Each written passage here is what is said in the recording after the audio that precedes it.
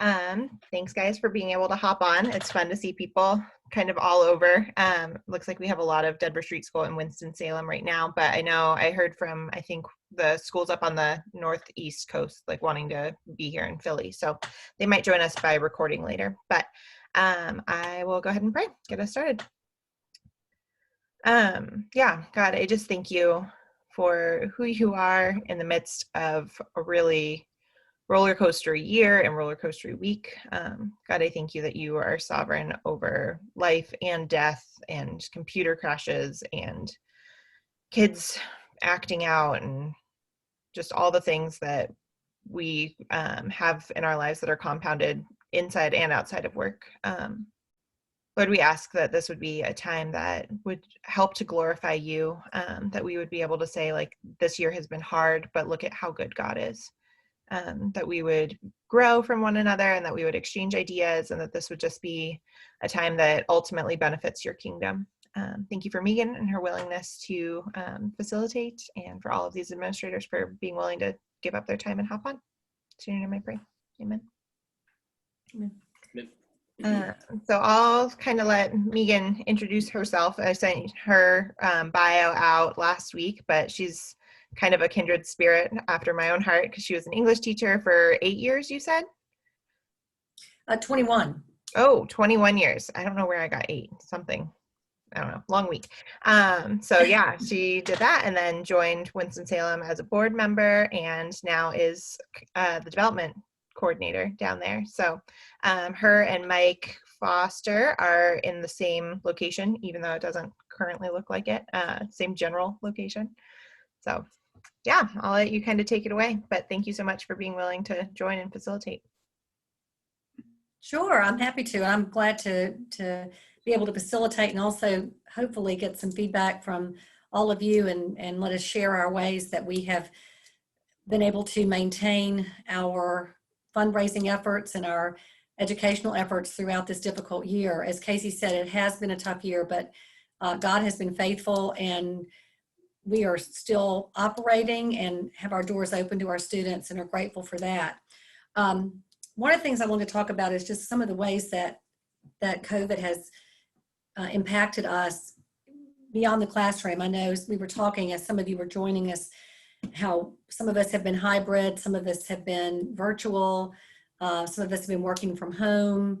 And I know that has been difficult to kind of maintain a consistency among our faculty and staff and students, but somehow we have made it and now we can see the light at the end of the tunnel. So we're very excited.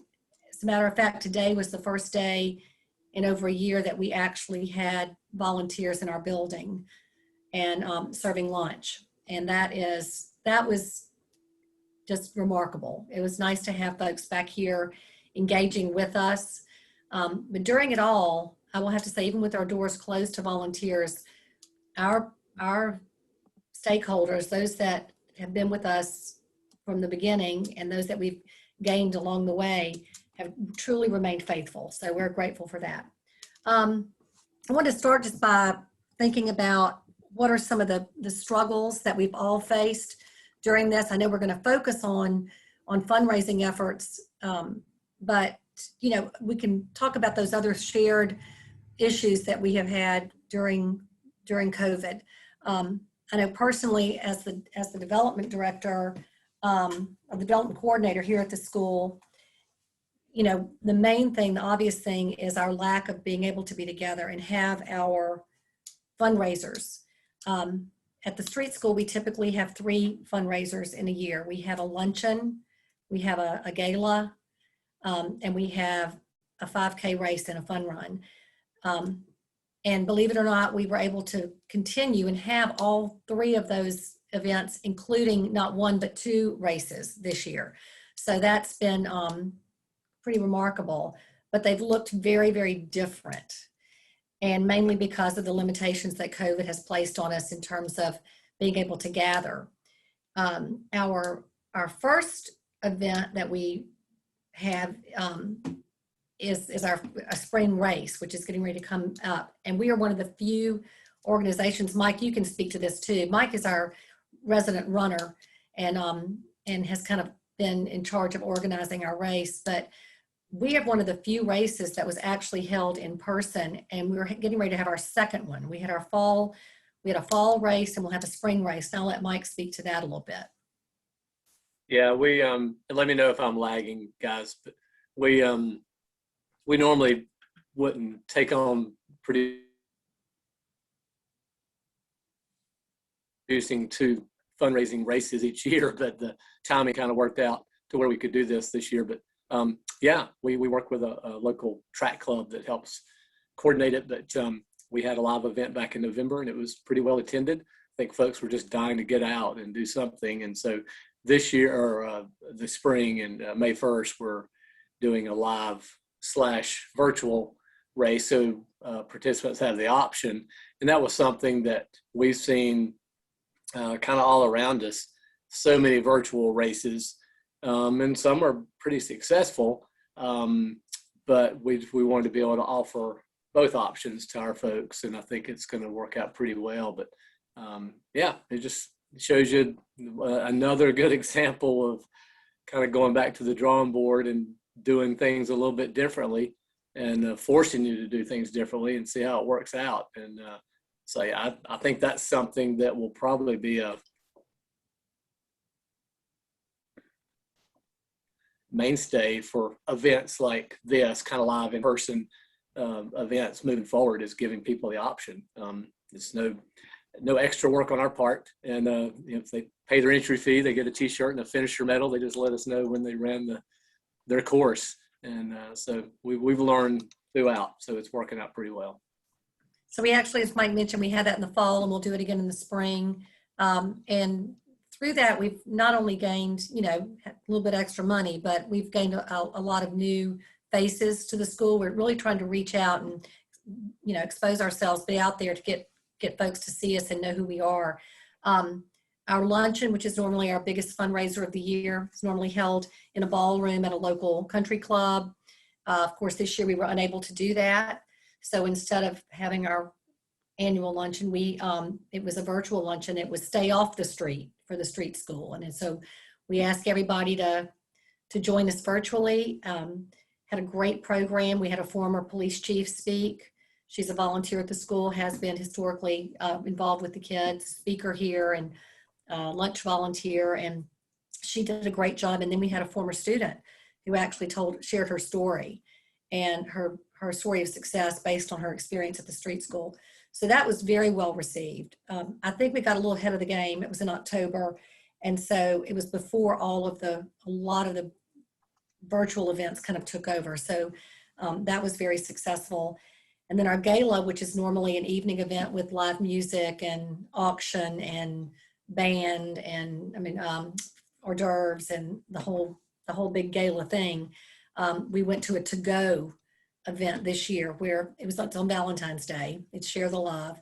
And so we changed it to Share the Love to Go, and folks drove by and picked up a box dinner. And actually that came off pretty quickly.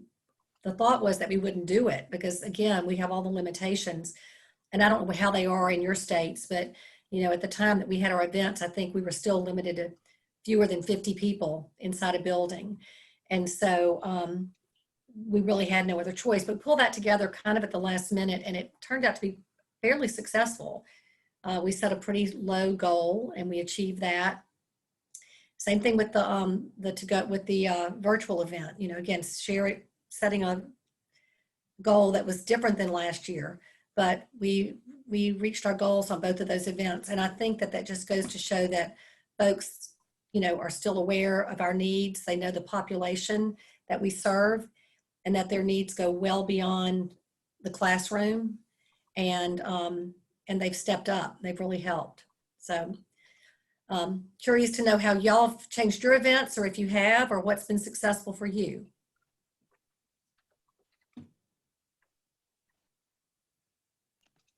I'll go. So Amanda from Denver Street School.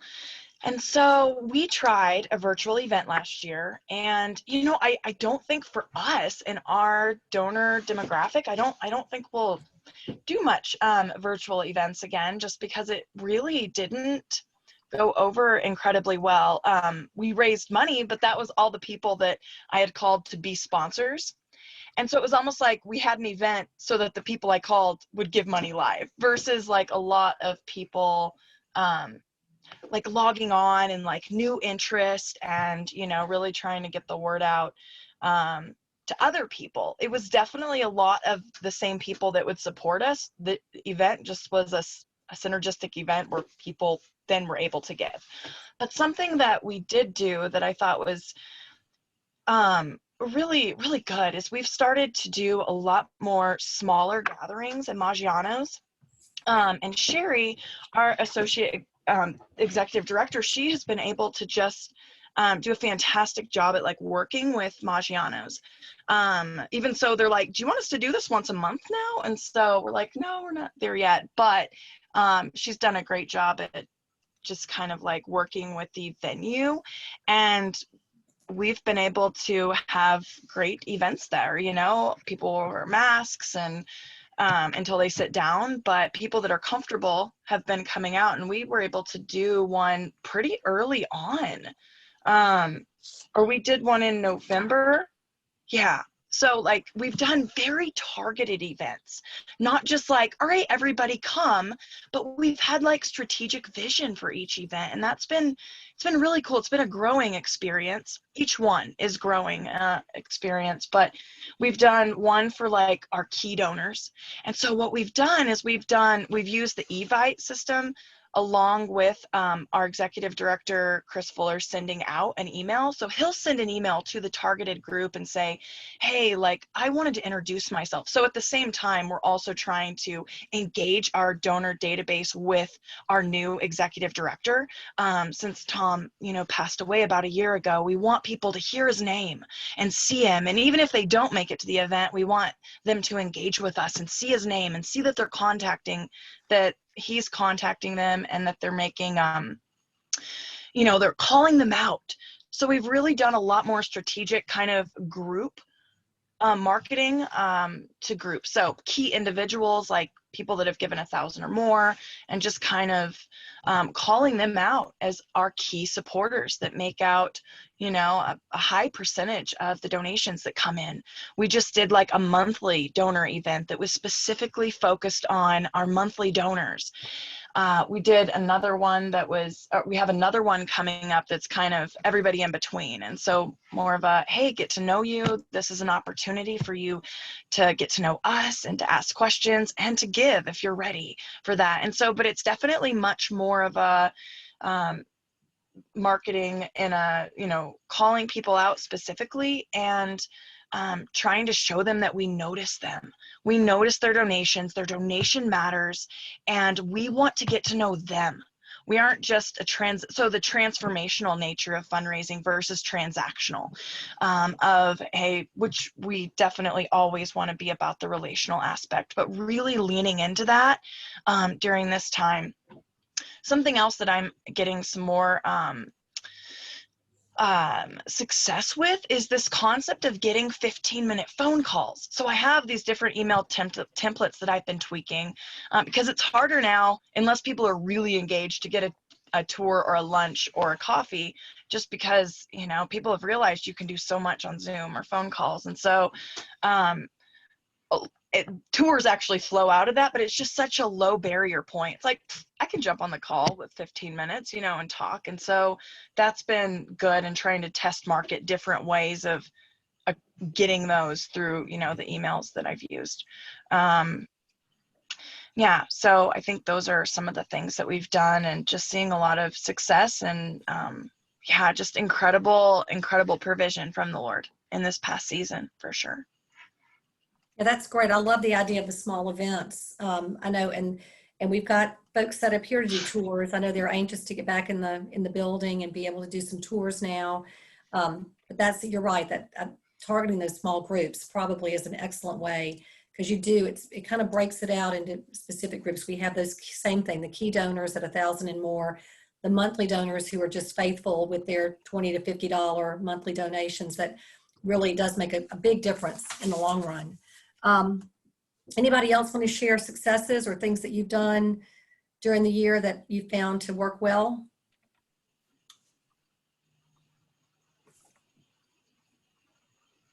I'll share one more thing that I just think is kind of cool to get like stakeholder engagement is we, at our last event, we asked the audience the question of, when I was your age, I wish I had known, so that they all thought about it and like filled it out so that it's going to be read in the classroom, so students, so there's that engagement piece of donors giving reflecting on their own experience, giving feedback to students, and then hopefully we'll send an email out back to the monthly donors of, here's what you connected with. And I know school continuous improvement plan stuff loves stakeholder feedback cycles, and so that was one that was kind of fun and organic that that we're starting to do right now. So That's great. Well, thank you for sharing that.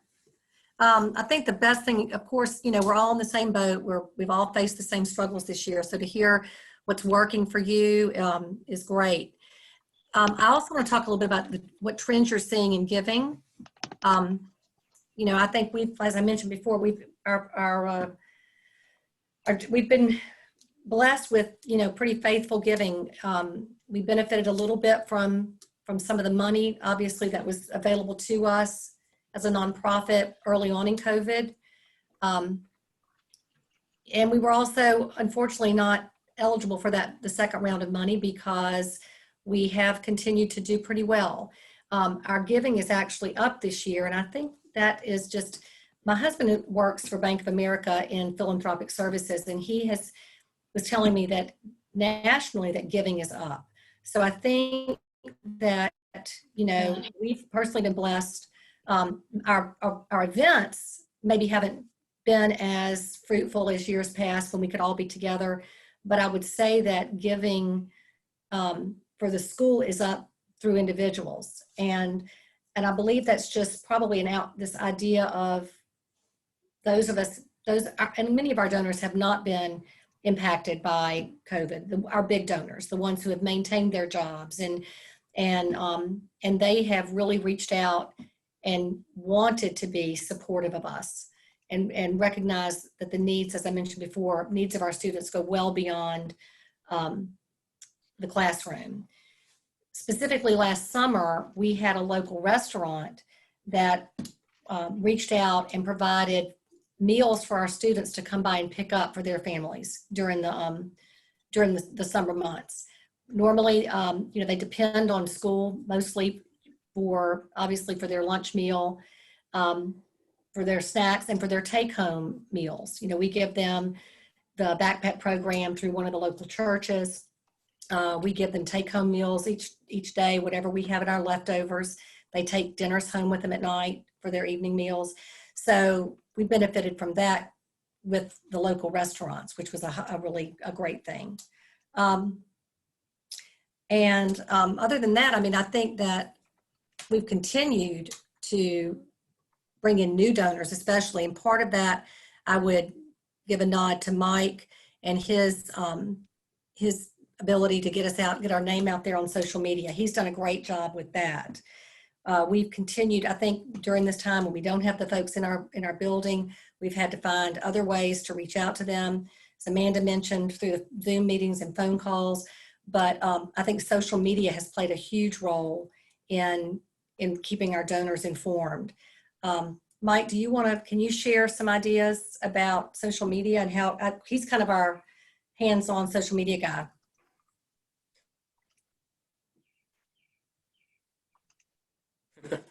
I guess. I think this past year, it's probably been more important than any time before, really just to kind of keep our name out there, our faces out there, which is what our social media effort at the Street School has been about, because we really I don't think we did a very good job, in the first few years as far as just letting people know who we are, who we serve, and kind of putting a face to that in a respectful way. And I think we've done a pretty good job with that. We're always very transparent with our students and their families and letting them know why we do what we do through social media. And we want them to be comfortable with it. And I think that translates. I think our donors and folks that just get to know it. We had a guest speaker this morning from Children's Home Society here in Greensboro, which is close to us. And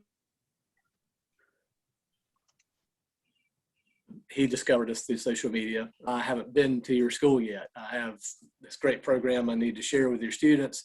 And he said, thankfully, you guys do a decent job with social media, so I was able to discover you. And so we hear that a lot. And so, yeah, I just think this past year more than ever, we may not have had maybe the eye-catching images to share, with our donors and stakeholders, but we've still put something out there, and I've tried to be consistent with it. We have told our students that we have a photo day coming up, maybe next week, where we are taking their photo, if they're good with it, without mask on, so we can see their face. There's some students that I'm not quite sure exactly what they look like, and I've been with them all year. So we're going to do that and try to put together a little piece that we can share on social media. The faces of the Street School 2021, and how these students have rallied and kept coming when it would have been much easier to not some days. So yeah, long answer, but yeah, it's just really more important now than ever, I think, to just keep a steady presence, try to share something daily. We've also used constant contact pretty frequently to send out information. And everything from putting out, pictures of the students working to a lunch, just a picture of the lunch, what was served that day. Or our clubs have still been able to stay engaged. The kids are here, as Mike mentioned, kind of on an alternating schedule, but when they're here, they still participate in the clubs and the activities. And that's what our donors really want to see is, they want to know about the kids, what they're doing, how they're maintaining through this. And it seems to work. Constant contact is a great vehicle, as is our social media. Other ideas, other things that are happening. I just received, I always cheat, and I bring in the mail. We're on every mailing list in town. And so this is just from yesterday's mail at my house. These are all the things that we got from other organizations in town, and everything through drive-through for the Second Harvest Food Bank, Empty Bowls drive-through. And I loved the Party in a Box from the Children's Museum. So people are being creative. There are lots of fun things that are happening out there, and I'm so glad to see that we're able to maintain some sense of engagement, even though it has been quite challenging. I know one thing through the social media, I would add also, I think we've probably gained close to 200 new donors over the year, which is amazing for us.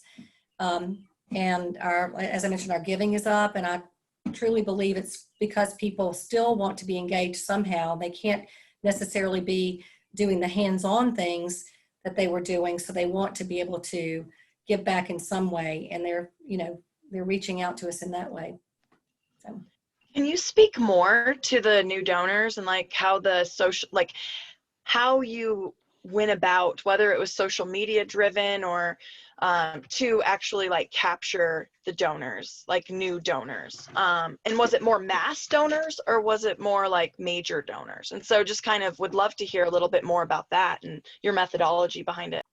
Well, we've really, probably our mailing list, and over, we keep culling it and refining it with every event, but we do send out, with every one of our printed invitations that we send out, we send a mailer in, a return envelope, and then we've been putting it on social media, and we've had a lot of people we put all of our invitations on social media, and we've had a lot of people just click on and give. We find compelling stories. One, I would say, is right when COVID hit and we had to close our doors, we realized we had to go to a virtual component, a virtual aspect of learning, and we didn't have laptops for our students. And we sent out through social media an appeal to our donors as well, but through social media, an appeal for laptops. And I don't know how many we received through that, Mike. Do you know how the money received on that particular ask? Well, yeah, our goal originally was to obtain enough laptops for our upcoming graduates, which was about 16 students, to be able to continue their studies and finish out. And we ended up receiving either enough laptops or enough funding to purchase around 50 laptops. So it covered all the students in the school, which was pretty cool. That, and I think the reaching out about specific other specific needs, meals for our students. There are just certain things that appeal, I think, to regular folks that maybe aren't necessarily familiar with the school, but they, see that our students need food or that our students need laptops to be able to continue to learn. And those have been very appealing. And so you would just like link it back to because I know Facebook a lot of the times struggles when you link out, but you would just link it back to your website giving right there. Like, okay, right. Cool. That's great. Word of mouth. I mean, I can't tell you other than that. That's the only way I think that we've been able to reach people that aren't familiar with us, and strictly word of mouth through our churches. And again, it's been limited this year. We haven't been able to have as many opportunities to engage personally, but it really is kind of grassroots effort, when you throwing in the technical aspect of social media too. But I mean, really, Facebook, Instagram, and Twitter are kind of where we try to maintain a presence, and then really kind of throw it back to the website, which is kind of old school because most people are kind of getting away from using the website as a main vehicle. But that also encouraged us to go out and get a grant to revamp our website this year too. If we had this much traffic that's growing and coming to us, they needed to have a landing site that looked good, and ours was lacking a little bit. So we're in the process of doing that too. So that was another benefit of kind of what's happened in the last year. It forced us to upgrade there. So what would be non-old school, like giving, like not linked to the website, like text to give and things like that? Is that what you're kind of referring to? Okay. Correct. Yeah. Yeah. And I think once with this new site, yeah, we'll see. I'm still kind of a believer in that just if you have some, especially in this past year where it's difficult to get folks physically in the building, you give them something that they can see that's tangible. At least that's a starting point. And that's where a lot of our volunteers have come from, and those volunteers turn into stakeholders, and they end up working with us and becoming donors too. So yeah, we had a problem with our donor with our giving component of our website during all of our events, since they were all virtual, but people weren't actually there to give their money to make their donation. We had some problems with our website. So that kind of again, as Mike mentioned, that kind of motivated us to get a grant to be able to upgrade our website, because it was not always reliable. So we would have phone calls, I'm trying to give, I can't give. And that's always frustrating. And those people that don't make the phone call, they just give up. So we're revamping our website. Hopefully that will help. Thanks for sharing. It sounds like you guys have just been knocking it out of the park. Sounds amazing. Well, I don't know if it's just our community, but we just have some great folks that have truly remained committed to what we're doing, and they see the benefit of it. We do have a good presence. We're downtown. I think people are beginning to recognize where we are and who we are, and that's always very helpful. I think too, I'll just add real quick, when I talk about consistency, I think our donors, our stakeholders and all the way back to our students and their families, and the street school represents consistency and continuity and family, and something that many of those that we serve don't have. And so I think our effort to try to keep things as gone a long ways. I think folks have recognized that, and they applaud that in different ways. So. We also have found opportunities for specific COVID grant, for money that seems to be available, specifically for our for education, but we kind of came about it through searching out for COVID money. So that's been very fortunate too. There's money out there. It's just a matter of finding it and letting people hear our story. How have you guys found that money? Like what has that process looked like for you guys? Do you have a grant writer that's searching that out, or is that something that you Google? Like, I don't even know how to go about doing any of that. Well, Mike picked up the phone and called several of our major foundations and said, "Do you have any COVID money?"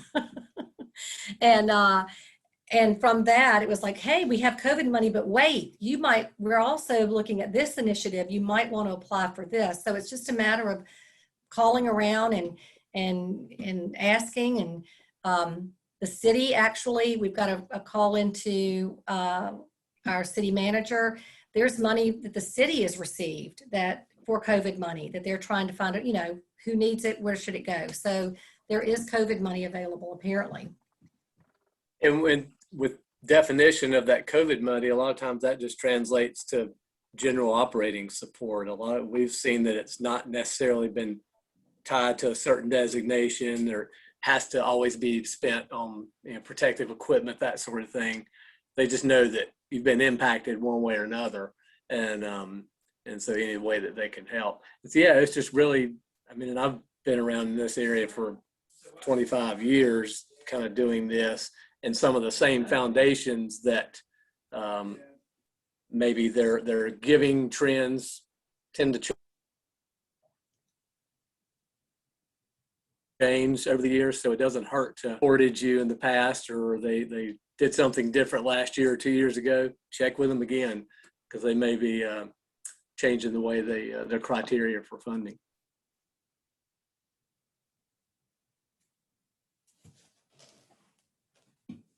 Well, I think we've been very lucky, and hopefully that money will just continue to be available. I don't know how things will change this next year. I hope that being back in person will allow us to, I think people will be very excited, and we can jump on that opportunity too. People are going to be ready to do things. They're going to be ready to volunteer. They're going to be ready to attend functions and be back together. So I think my hope is that we will benefit from that attitude as well.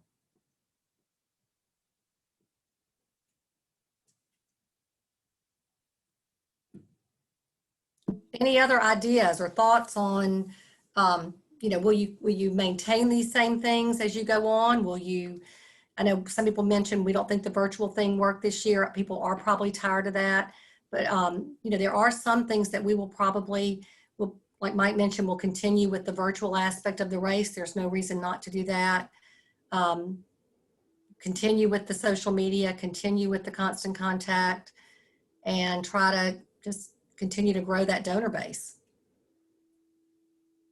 Hey everybody, I just wanted to quickly say hi. I'm Libby from Churchill Academy in Richmond, Virginia.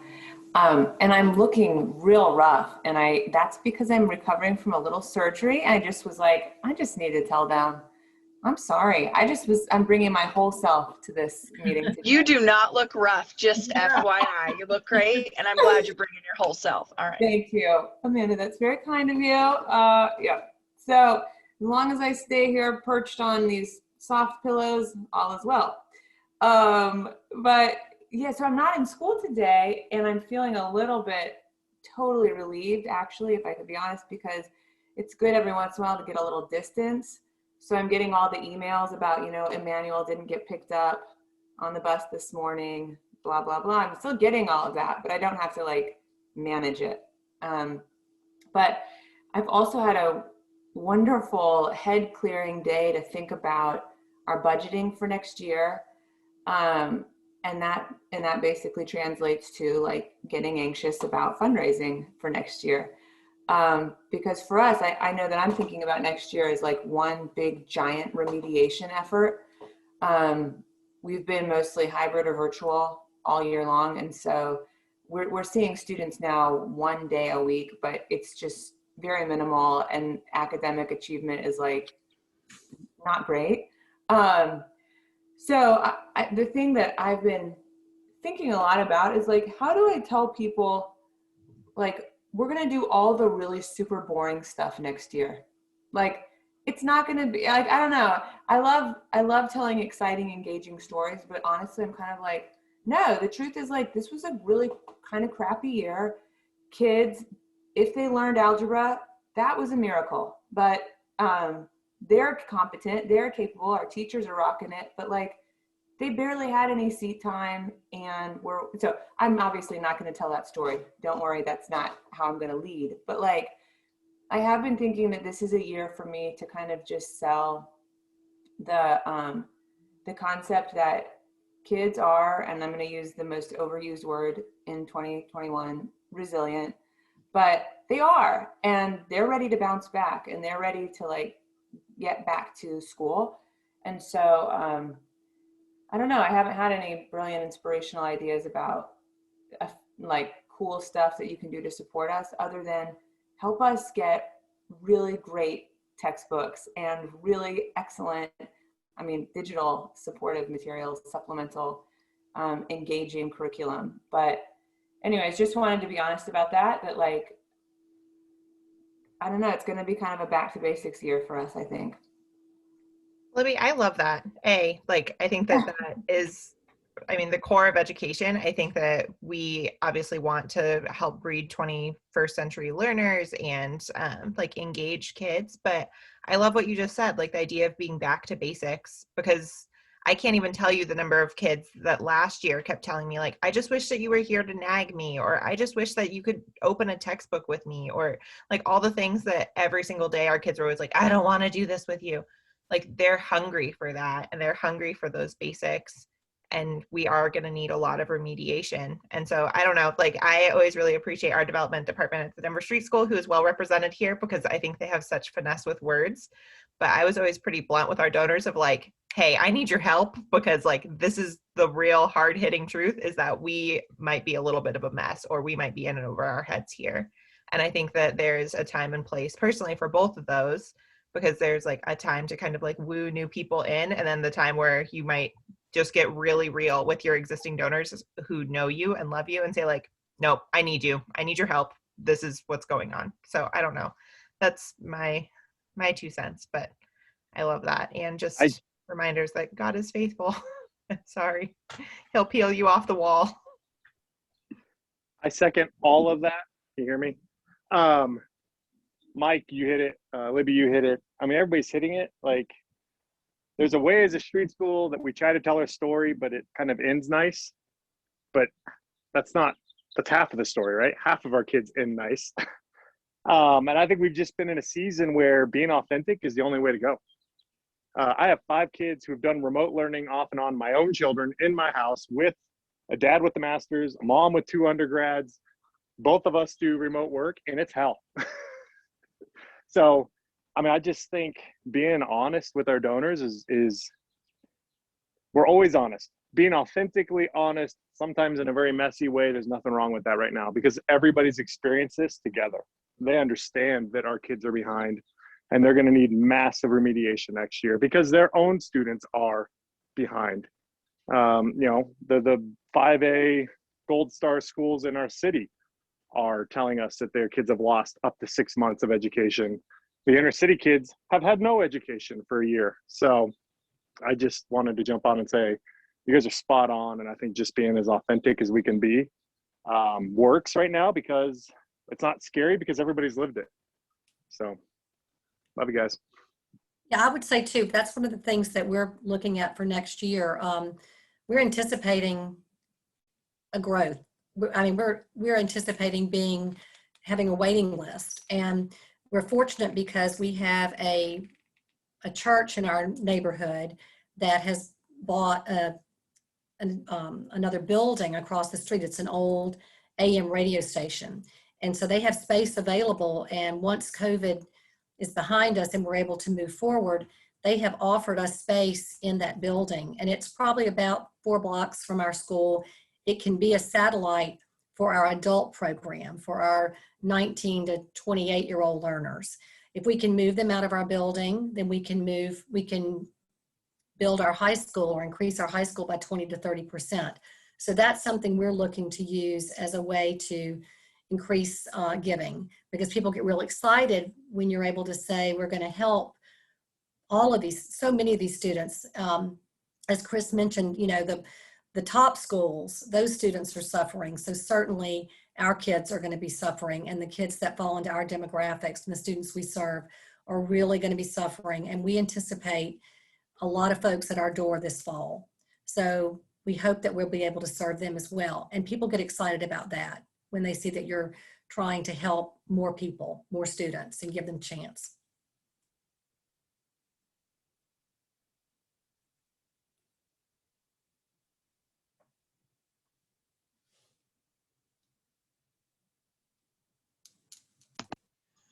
And Libby, just another thought on what you had shared.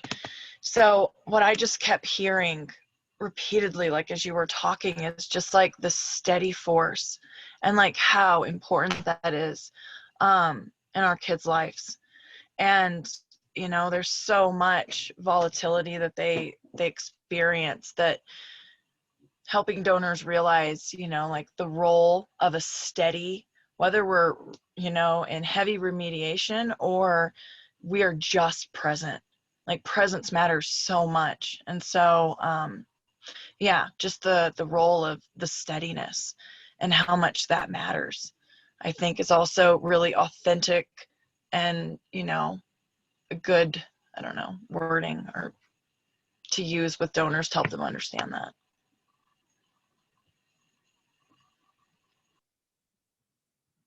Yeah, our kids really have faced so many obstacles, not just regarding school, but, you know, many of our students have not come back this year. You know, they've fallen away because they've had to help with their families. They've had to go to work. They've had to, you know, just be there for their families during COVID. And, you know, I'm hoping that they will return this fall. We're hoping that we will, you know, have them back in our fold, but it's been very hard. It's been a challenge all around, to say the least. And I'm just so grateful to see what the Street School offers to these students, and how those teachers have stood behind them and helped them and just, you know, push them along, either virtually or in person. It's pretty remarkable.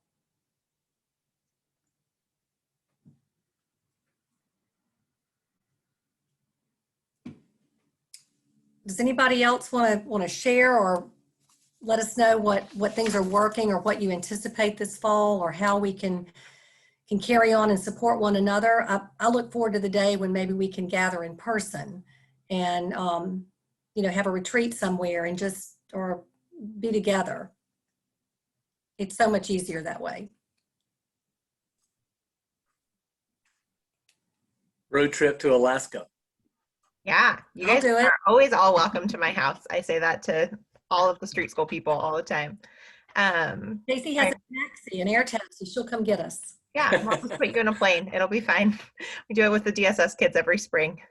Kind of along those lines, I know I've been talking with a couple people in the network and just wanted to update you guys that it doesn't sound like we are going to do our conference this year. Obviously, I would love for all of us to be in the same room, but I want you guys to be able to use your finances to keep your kids afloat and your schools afloat and all that. So we'll keep doing administrator roundtables through the summer, hopefully. But yeah, I don't know. I'm really encouraged by what you guys are doing. And like Amanda was just saying, the fact that these schools all over the country are that steady force for kids, and whether our kids have come back this year or not, whether they graduate or not, like I think that's one of the hardest things to communicate, especially with donors who don't want to see recidivism you know, that word, or they don't want to know that kids sometimes don't make it. But I think just communicating, like, whether you graduate from a street school or not, you are our kid and you are loved, and we get to preach the gospel to you. I think that some of those are the stories that we can continue to tell too. I know, try not to cry. Last week, one of our kids at the East Campus of the Denver Street School passed away, and it's still pretty unclear whether it might have been a domestic violence issue or whether it was a shooting related incident, accident. Like it's all really up in the air, and it comes 9 months after our campus, the East Campus at the Denver Street School, closed. And this time last year, I was sobbing through Zoom meetings with people saying, like, but where are my babies going to go? And this weekend, Jonas and the East Campus old staff got them all together, and we prayed with them, and they talked, and they ate cake, and they celebrated Sincere's life. And, you know, like those are the stories, because that's who the street school is. That's the gospel, and that's belonging. And so I think that we tell stories with dignity, but with truth. And like Chris said, 50% of the time, maybe the stories end really well, and we have the Jacks from Denver Street School's West Campus that go on and get a bachelor's degree and are going to become veterinarians or engineers or whatever, but sometimes they don't. And that's okay, because God is sovereign over that too. So I think we just keep inviting people into that.